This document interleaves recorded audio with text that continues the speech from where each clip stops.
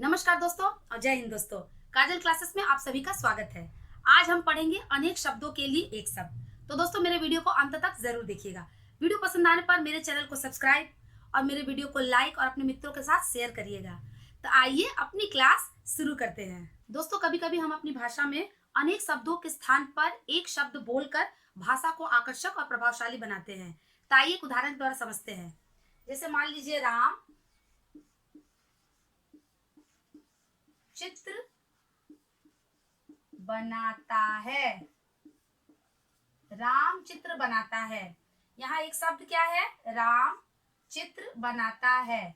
अगर हम इस तरह से नहीं कहकर अनेक शब्द जैसे है, मान लीजिए चित्र बनाता है, अगर इसको हम इस तरह से कह सकते हैं कि राम क्या है?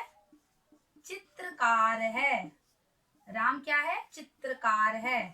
अनेक शब्द क्या है? चित्र बनाता है। उसके स्थान पर हम एक शब्द क्या लिखे? चित्रकार। राम क्या है? चित्रकार है। तब भी हमारा वाक्य उसी तरह से पूरा होगा। इसी प्रकार अनेक शब्दों के स्थान पर हम एक शब्द का प्रयोग कर सकते हैं। इससे हमारे भाषा और भी क्या है? भाषा का सौंदर्य बढ़ जाता है। प्राय ऐसा कहा गया है या ऐसा कहा जाता है कि कम से कम शब्दों में अधिक से अधिक भाव या विचार को प्रकट करना एक अच्छे लेखक और वक्ता का गुण होता है। इसके लिए ऐसे शब्दों की आवश्यकता होती है जो विभिन्न वाक्यांशों या फिर शब्द समूहों का अर्थ देते हों। ऐसे शब्दों के प्रयोग से हमारी बोलने की, लिखने की कला क्या होती है? प्रभावशाली होती है। ऐसे शब्दों की रचना प्राय संधि, समास, उपसर्ग या प्रत्यय की सहायता से होती है। ऐसा हम सभी को मालूम है, ऐसा हम सभी जानते हैं कि शब्दों की रचना प्राय उपसर्ग, प्रत्यय, समास और संधि की सहायता से ही की जाती है। आइए अब हम अनेक शब्दों के लिए एक शब्द का परिभाषा देखते हैं। इसका परिभाषा क्या है? जब किसी भाषा में अनेक शब्दों या शब्द समूहों के स्थान पर, जब किसी भाषा में अनेक शब्दों, बहुत सारे शब्द है या फिर शब्द समूहों के स्थान पर एक शब्द का प्रयोग किया जाता है तो उन्हें ही अनेक शब्दों के लिए एक शब्द कहते हैं। मतलब अनेक शब्दों के स्थान पर या फिर शब्द समूहों के स्थान पर केवल एक शब्द का हम प्रयोग कर सकते हैं या करते हैं तो उन्हें ही हम अनेक शब्दों के लिए एक शब्द कहते हैं।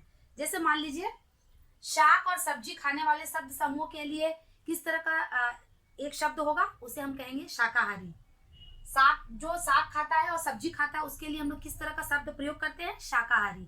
उसी प्रकार मान लीजिए मांस खाने वाले के लिए हम लोग क्या करते हैं? क्या कहते हैं उसे? मांसाहारी। उसी प्रकार मान लीजिए एक अनेक शब्दों का शब्द है, जैसे जिसके आने की कोई तिथि ना हो तो उसके लिए किस तरह का शब्द हम प्रयोग करेंगे? अतिथि। अनेक शब्दों के लिए एक शब्द अतिथि। इससे क्या होता है? जब भी हम अनेक शब्दों के स्थान पर एक शब्दों का प्रयोग करते हैं तो इससे हमारी भाषा बहुत प्रभावशाली और इसका भाषा का सौंदर्य बढ़ जाता है। अब हम अनेक शब्दों के स्थान पर एक शब्द के कुछ और उदाहरण देखते हैं। अनेक शब्द या वाक्यांश और एक शब्द। जैसे मान लीजिए चार रास्तों का संगम स्थल। चार रास्तों का संगम स्थल, जहां पर चार रास्ता आके मिलता है, उस अनेक शब्दों के लिए एक शब्द क्या होगा? चौराहा। उसे हम क्या कहेंगे? चौराहा। चौराहा का अर्थ यही होता है, चार रास्तों का संगम स्थल। मिट्टी के बर्तन बनाने वाला, आप लोगों ने देखा होगा कि मिट्टी के बर्तन बनाता है, उसे क्या कहते हैं हम लोग? उसे कहते हैं कुम्हार। कुम्हार का अर्थ ही होता है मिट्टी के बर्तन बनाने वाला। पर्वत पर रहने वाला, पर्वतीय। जो पर्वत पर रहता है उसे क्या कहते हैं हम? पर्वतीय। जिसका दोष हो, हम लोग कहते हैं ना उसका दोष है। शब्द अनेक शब्दों के लिए एक शब्द क्या है? जिसका दोष हो। तो एक शब्द उसका क्या बनेगा? दोषी। जिसका दोषी होता है उसे हम कहते हैं जिसका दोष हो। जो आंखों के सामने हो, हमारे आंखों के सामने जो है, इस तरह अनेक शब्दों के लिए एक शब्द को क्या कहेंगे हम? प्रत्यक्ष। प्रत्यक्ष का अर्थ ही होता है जो आंखों के सामने हो। जो बोलता ना हो, जो बोलता ही ना हो, उसे क्या कहेंगे हम? मूक। मूक का अर्थ ही होता है जो बोलता ना हो। जो मधुर बोलता हो उसे कहेंगे मृदुभाषी। क्या कहेंगे? मृदुभाषी। जो मधुर बोलता है मृदुभाषी। जिसमें बल ना हो, जिसमें बल ना हो हम लोग क्या कहते हैं उसे? निर्बल।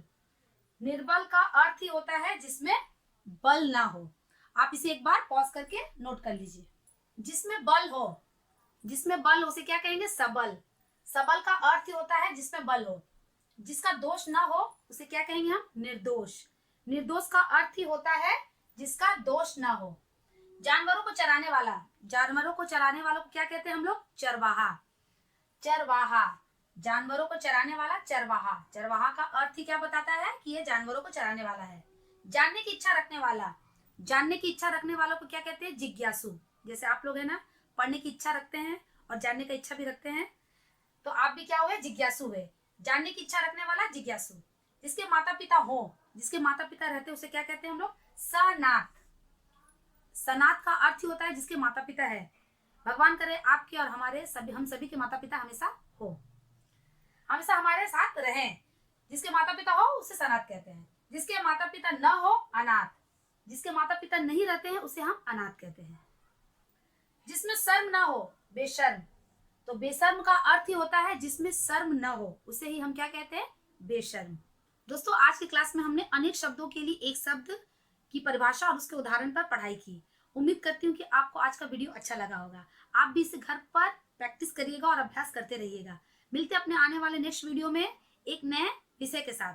तब तक के लिए बाय बाय।